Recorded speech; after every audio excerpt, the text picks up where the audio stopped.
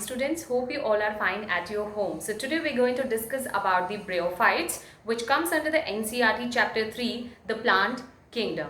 So bryophytes, they are actually non-vascular plants. They are non-vascular plants. That means they do not contain xylem and phloem.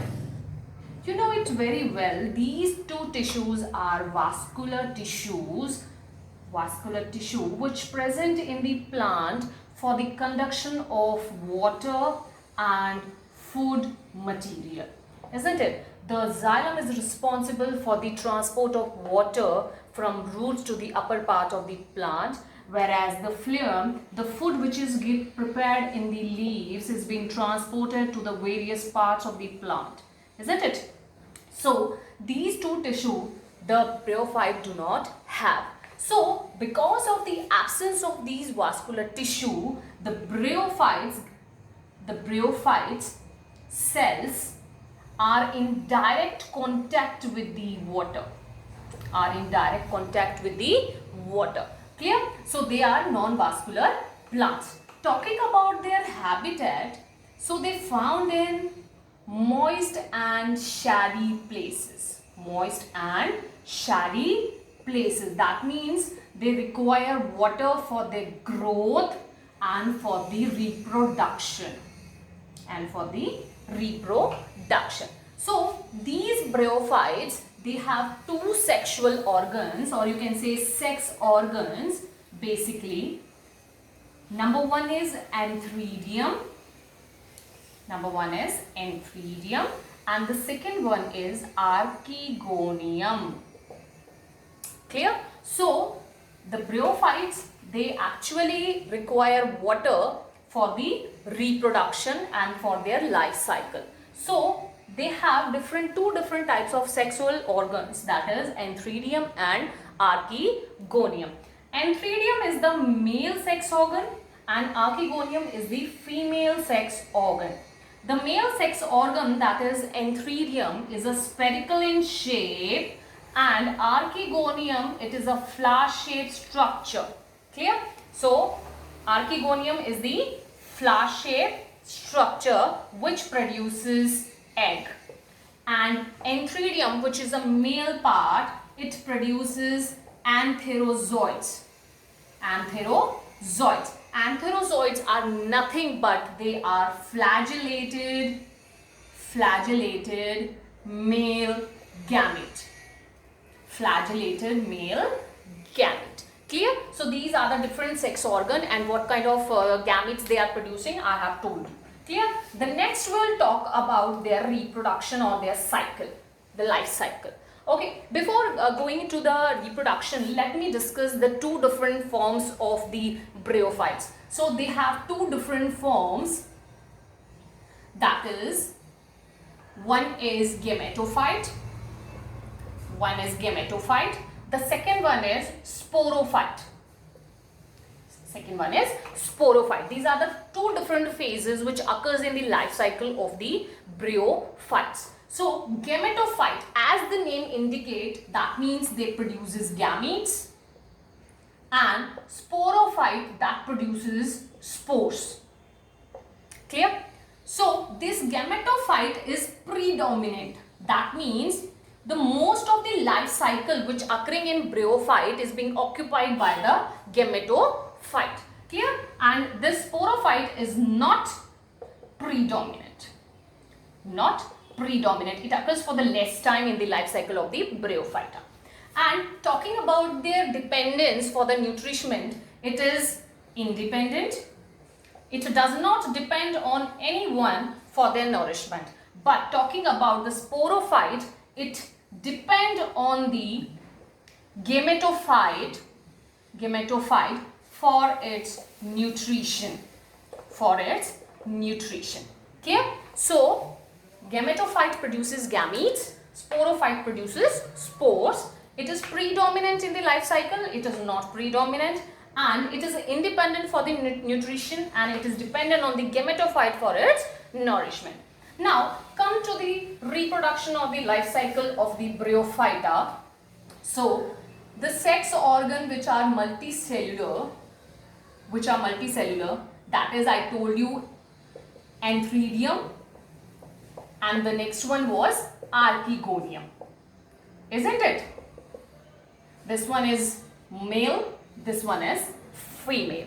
So it produces antherozoids that are motile flagellated male gamete, and it produces a single egg.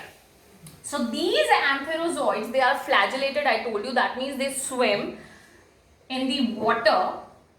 So here antherozoids are required, they require water for the movement, and they reaches to the egg or the archegonium, where they fertilize with the egg.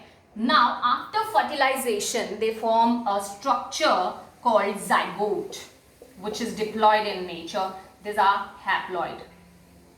Okay, clear? So antherozoids and egg is haploid in nature. They fuse to form a diploid structure which is known as zygote.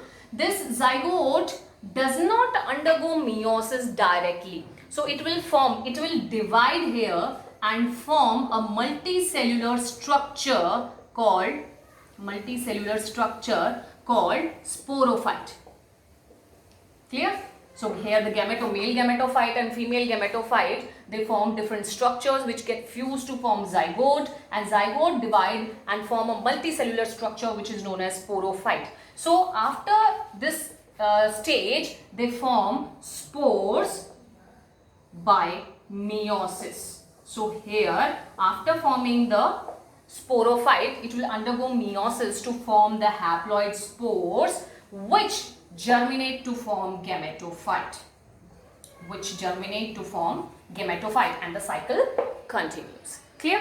So Antheridium produces male gamete, Archegonium produces female gamete. They fuse to form a diploid structure which is known as zygote. Zygote does not undergo meiosis directly, but before going meiosis, they form a multicellular structure which is known as sporophyte, and this sporophyte, they dependent on the gametophyte for its nourishment. Clear? I told you when I was differentiating both of them. So it depends on the gametophyte for its nourishment. Then it will then it will form spores by meiosis, and it will germinate to give you the gametophyte. So this is what about the life cycle of the Bryophyta. Next, we'll talk about the importance of the bryophytes. Like they have more capacity. They have more capacity to hold water, isn't it? Because I told you they are in direct contact with the water. Each and every cell in the bryophyte, they are in direct contact with the water.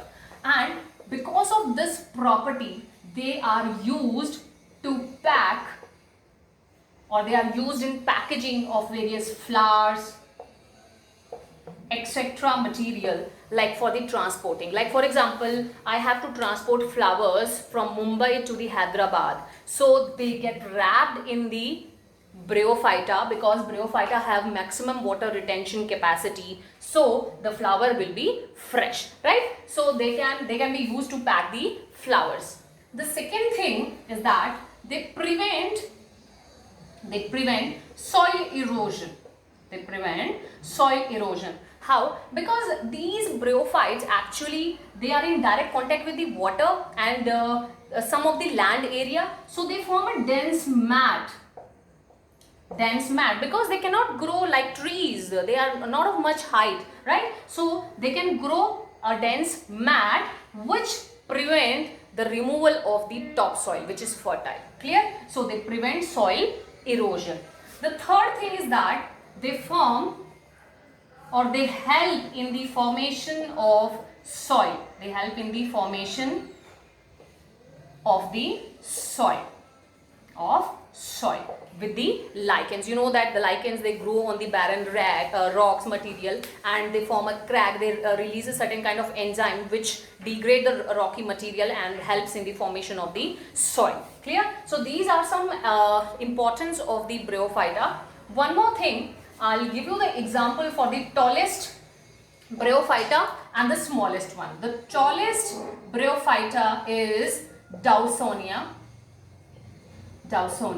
which can grow up to 50 centimeter only, right? This is the tallest bryophyta. And talking about the smallest one, that is Zooxis, which can grow only up to 0.5 centimeter. So these cells, I told you, these bryophyta do not have water transporting system. So each cell, they require water for their growth, so, and for their metabolism. So they are in direct contact with the water. So they are not much height. Clear? So that's all for today. In the next class, we will discuss about the pteridophyta. Thank you so much.